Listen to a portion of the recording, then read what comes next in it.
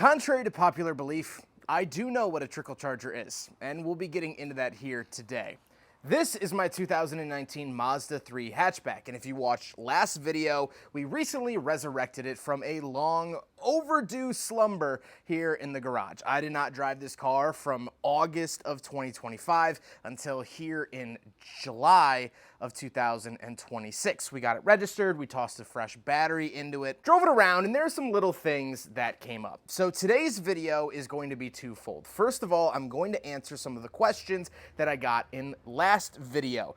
There was a bunch of questions in the comments. I went through them and kind of deciphered what needs addressing and what doesn't. The second thing we're going to do is we're going to take the battery bracket off. If you saw last episode, there was a lot of corrosion on the battery bracket. We're going to take that off. We're going to take it to my friend's shop. We're going to get it powder coated and sandblasted, not in that order, and then we'll toss it back on the car. So it'll be a very light modification day, mostly just answering some questions and learning about the powder coating process. So let's get started with the questions. Yes, I heard you loud and clear. I should have had this car on a battery tender while it was away. A battery tender is something that you plug into the wall, you put it onto your battery, and it keeps the battery at a certain charge while the car is down. A lot of people do these for supercars or Corvettes when they put them away for winter, things like that. There's a couple reasons I didn't put this on a battery tender. The first one is that I never planned on not driving the car. It was just like, oh, registration is up, I'll get to it next week, I'll get to it next week, I'll get to it next week. September to November is usually my busiest time of year, and so I was flying to a different state every week and just letting the dust collect on this car. And so I never planned on not driving it for a year, and so it just wasn't really at the front of my mind. Now, come December, when I hadn't driven it for a while and winter was approaching, I did buy a battery tender, and I put it on this car. My outlet in the garage doesn't work, or at least it works very, very poorly. This house, this garage that I'm in, was built in the late 1940s, and so there's not good power out here. It can run a vacuum barely, like barely. I try to plug EVs into the outlet, it won't do it. I try to plug some lights and fans into the outlet, it won't do it. So the outlet in the garage isn't good. I don't own this house, I'm just renting, and so I'm not gonna go through the effort of trying to fix the outlet. So that was my reasoning for not using a battery tender. I also, once I put it on in December, whatever power was coming out of the outlet just wasn't enough to keep up over the winter, and so the battery went flat anyway. It's not a big deal. I heard you guys loud and clear. Yes, I agree. I should be putting this on a battery tender, but I don't really have that availability. Another question that came up was saying, Zach, if it's just gonna sit and you get 2 press cars a week, why not just sell the car? And to be honest, I did think about it. I considered it pretty heavily around the April time. I actually went and got quotes from CarMax and Carvana and things like that. The truth of the matter is that I can't really get a whole lot of money for this car. I mean, it's 113,000 miles, it's 7 model years old, things like that. I also think it's really important as an automotive journalist to have my own car. I know a lot of journalists that don't own their own car, and truth be told, I don't really trust their opinions because they've never had to go sit and get their oil changed at the dealership. They've never had to pay for car insurance. They've never had to do the maintenance. They've never lived with a car long enough to really sort of feel it out and learn about the reliability and learn about all those things and go through those experiences that every actual car owner goes through. So I think it's important for me to still have this car just because it keeps my opinion sort of in line. You know, when I have cool cars like this, and we'll talk about the car to my right in a second, it's more than like, oh, is it fun to drive? It's like, what is that experience like? Well, Toyota dealers are great and they're good at maintenance and things like that, but other dealerships might not be. So I think it is important as an auto journalist to have your own car. It's kind of like a food critic that can't swallow, you know what I mean? Like, I need to keep this car for my job. Now, if I were to sell the car, funny enough, I would actually sell it for the car to my right. I have a GR86, a Toyota GR86 this week. I absolutely love this car. Stick shift, rear wheel drive, total driver's car. The 2.4 liter is wonderful, and I'm a big, big fan. So that would be what I would buy if I were to sell my Mazda, but my Mazda ain't going anywhere. Third reason I haven't sold it is honestly just because of memories. I've driven this to 48 states.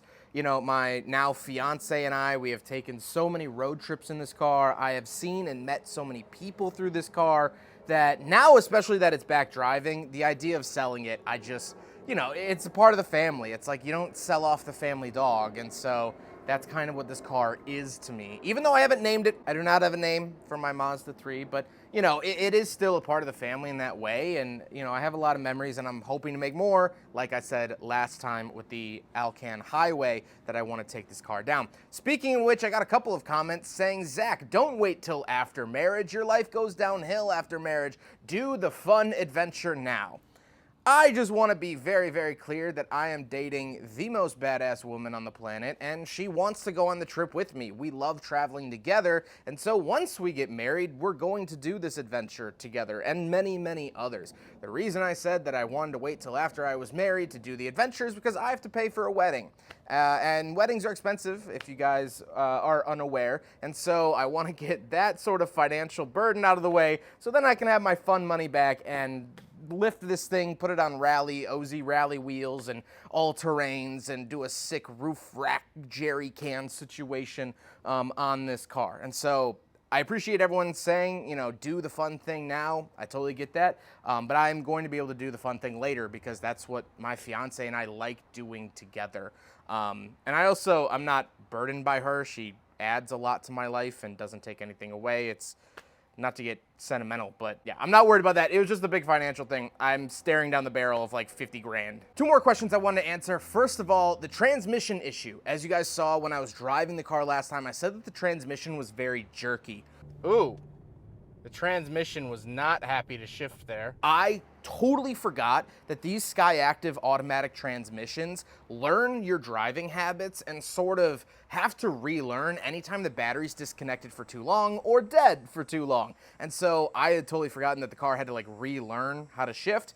And after I drove it for 5-10 minutes, it shifts totally normal, no bucking, no anything like that. So I wanted to clear up that issue. There's no issue with the transmission. It was just sort of learning how to be a transmission. The last thing I wanted to talk about is the fact that I did criticize the fact that we have to get emissions tested here in Illinois. I was reminded of the fact that not every county in Illinois does require emissions tests, but the 2 counties that I have lived in do require emissions tests, so it's just the grim reality. I guess my frustration was slightly misplaced. So those are some answers to some questions that I got from the last video, but now we are going to remove the battery bracket. We're going to take it to my friend Rod's shop. He is going to sandblast it as well as powder coat it, so we're going to learn those processes, which I think is really, really cool, and then we'll come back here.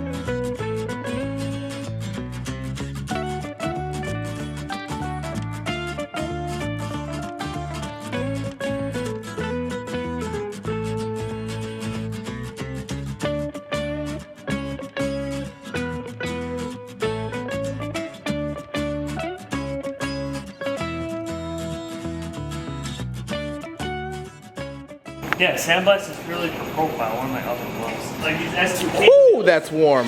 Yeah. You could feel it from here. Like this is straight out the acid, right? Yeah. I could coat it like this, but it also takes me, especially a wheel this size, like 10 minutes in the blaster. And like it lets you, because the acid leaves like, there's like weird etch marks, you know? Yeah. So like, you're just better off, and then sometimes, depending on the powder you're using, some of this stuff actually shows through the powder, depending on what kind it is. So what's the benefit of powder coating over just painting it?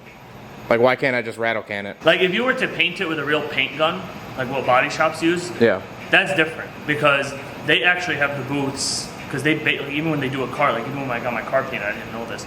They like bake the car at like 150. Yeah. It's hot. And then the paint has a hardener, and that's why like car paint, like whenever you rattle can something, it doesn't seem like as hard, and it's just like scratches easy, and it's like chipping within a year. Especially something like wheels where it's exposed to the elements, right? Like one winter, 6 months with wheels, like you're cooked. Powder coating is just better because the prep process is better. What are you gonna do when you what are you gonna sand this by hand? Yeah. And then how are you gonna, like even in here, like are you gonna sand in here? You know, like with the sandblaster, I can just aim it in there and then just takes it off, and you can get all these like weird angles and stuff. And obviously, I mean, how long did that take? 2 minutes, maybe? Maybe, if that. So like your prep process is already like puts you in a winning position, because obviously, like for everything, like prep is everything, right? Yeah.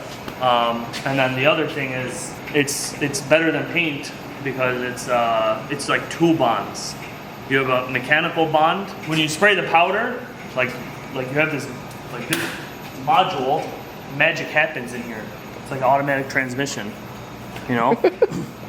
Like it electrostatically charges the powder. On days like today, like my skin is like covered in sweat right now. Like I can feel like, you know, you'll feel the static, like. So it's all the powder, like. I realized when this demo, powder already wants to stick. Oh wow. Right?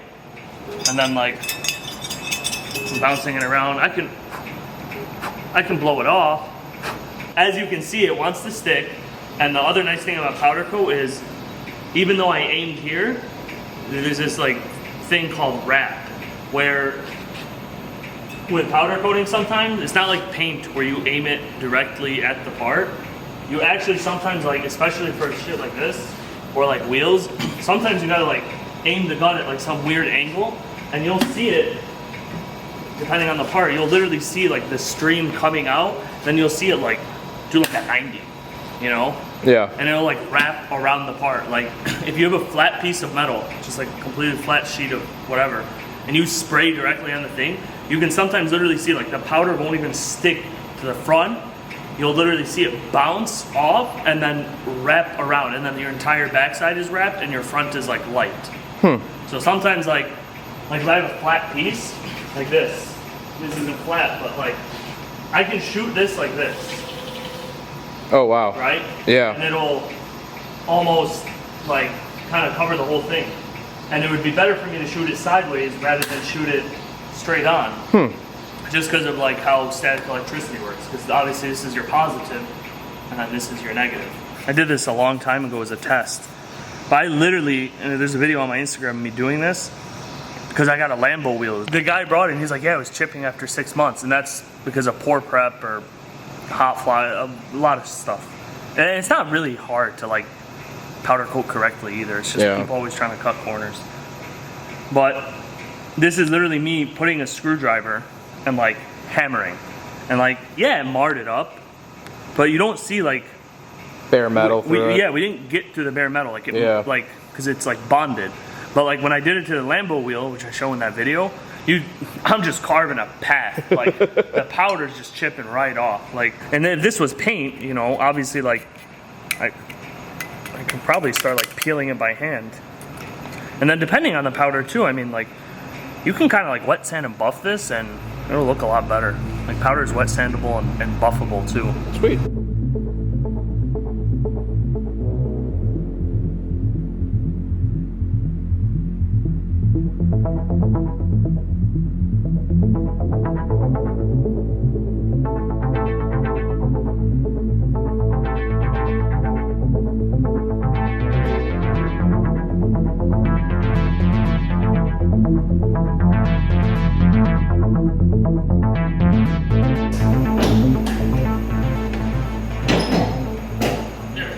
All right, Rod, as we wait for the bracket to bake in the oven right there, what the heck is this thing? Fellow Mazda 3 owner. I reviewed this car years.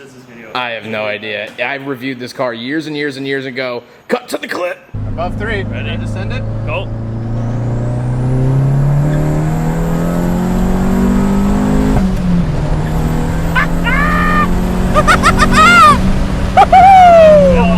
been in the passenger seat of this car. That's what I'm talking about, baby.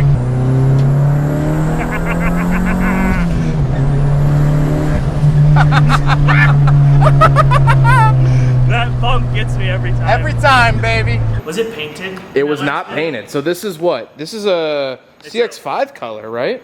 No, they do it on all the new Mazdas. Deep, I believe deep crystal blue mica.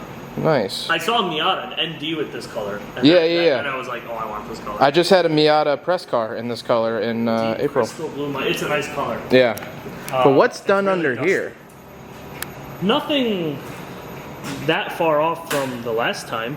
Well, but for people that didn't see the video, big turbo. No, it's not that big. It's huge. What are you talking about? No. It's a massive turbo. It's a 30R. That's it. It's GT30. You're so humble. No, bro. Like, have you seen some of the size of some of these turbos? Yes, but that is a big turbo. I count that as a big turbo. I mean, yeah. Like, if you're a 4-cylinder guy, it's a big turbo. And it's what? Remind me what engine is. It's still 2.5 from Ford Fusion. Okay. Because you can still. Well, actually, I haven't checked lately because I got 2 of them sitting in the office right now. But they were dirt cheap back in the day, $300. I think last time we were on the stock block. Yeah. This time I finally put the built motor back in after finding someone reliable. Shout out Kyle Blair in Westmont, Illinois. Free promotion. Bro, no.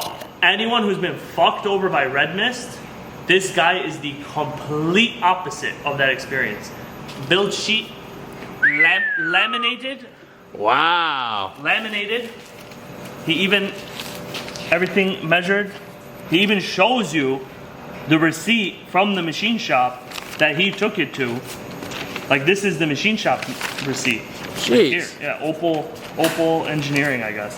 What did this thing make last time it was on the dyno? So on the stock block, it made like 300.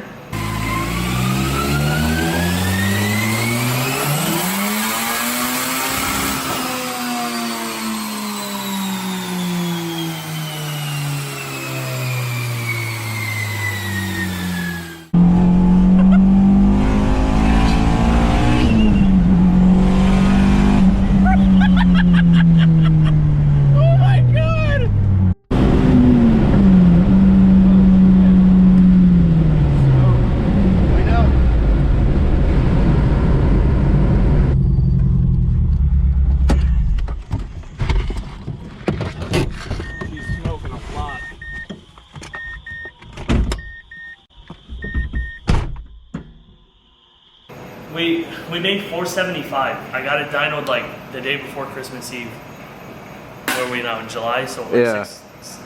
470? 475. 475. But it has more in it. Yeah. I'm just limited. So it was like a couple things.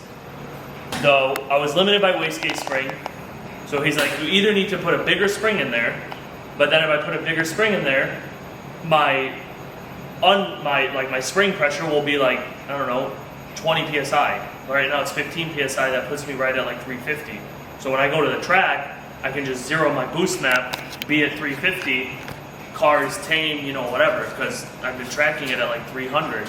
So I'm not just gonna go track it at 475 right away. And like, I mean, like, more potential for shit to break too. So we got the built motor in there, you know, forged rods, pistons, ARP head studs, Crowder cams, turbo cams, eBay China charger that I've had since 2018 has witnessed like 4 motors, dude. That's the most reliable part of this car, has been that turbo. Yeah, even the last motor, it sent an exhaust valve through the turbo, and I thought it was done, so. I don't remember if I had one before. The LSD I just told you. We did V-bands, ditched all the couplers, V-bands, that's cool. No more popping off. I love RPF 1 so much. Yeah, they look really good on this car. And What's the then- bolt pattern? 5114. Sweet. And then we have one of my favorite parts. We have Oh, the upgraded to a digital dash. the It's so- DigiDash it's so is weird, dude. so good. I went to the junkyard and grabbed a stock hood. Yeah. It looks so I good in haven't there. had a stock hood like that since like 2017, dude. And it feels so weird to not have to look at my gauges anymore and just have everything there. That is so good. Yeah, power tune digital dash.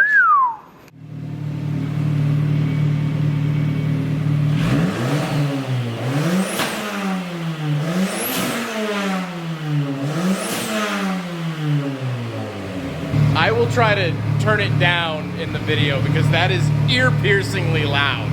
Holy shit. Woo! Well, it's also deceptive because we're in a shop.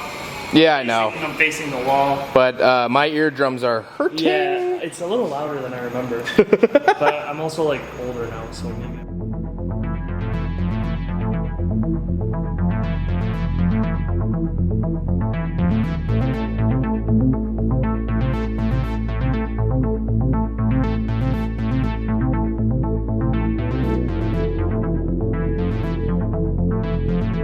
So why do you have to bake something after you powder coat it? Well, before is to get anything that's in the metal out and burn it off. And then after is so the powder can... It like bakes it on, right? Well, because it's powder.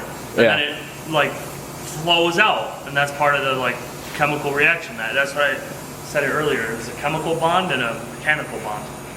So the chemical bond is because the powder literally like once it hits 300, 400 degrees, it starts reacting and it like melts. And like some of these powders, dude, they be doing some cool shit. Like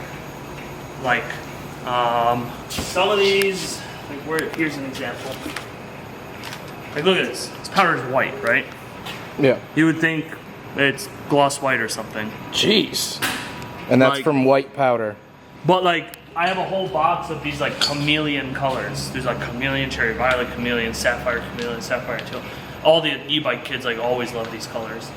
And they're all like color shifting. Like there's another one I just did the other day for a kid. You can't, I can't even get it in the video, but this is like a green, blue, purple color shift, like depending on how you're looking at it. Some of these powders are crazy though. And you don't have to do anything special, just spray it on. Yeah, spray it on, bake it in the oven, and then shoop, shoop, shoop. You know, like magic.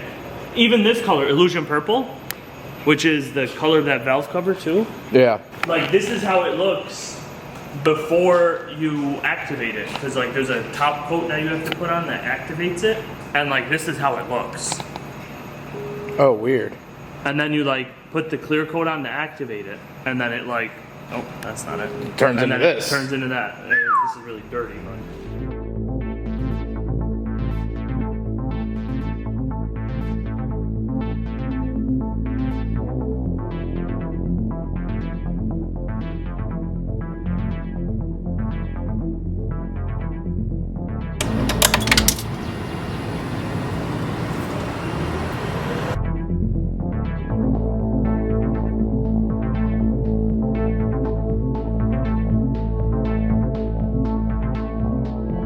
So, huge thank you to Rod over at 48 Powder Coating for doing the work for us. Again, I know this video isn't this like grandiose, crazy build, you know, for the car, but I did want to teach you guys about the powder coating process. I learned a lot. I hope that you did. Also wanted to show off Rod's Mazda 3.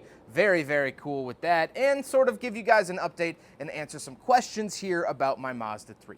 So I hope you guys enjoyed the video. It might be a little while before we have another one. The next step on the list is to take this to the dealer and get it fully looked at, fluids, oil change, all of that stuff. The oil in it is about a year old, which I don't like driving on, but we will get that sorted eventually in the next video, and we'll have this car back, which I have just truly been loving having this car back on the road. It's been fantastic. I hope you guys enjoyed the video. Don't forget to rate the video, comment on the video, and subscribe if you really liked it. Take care, guys.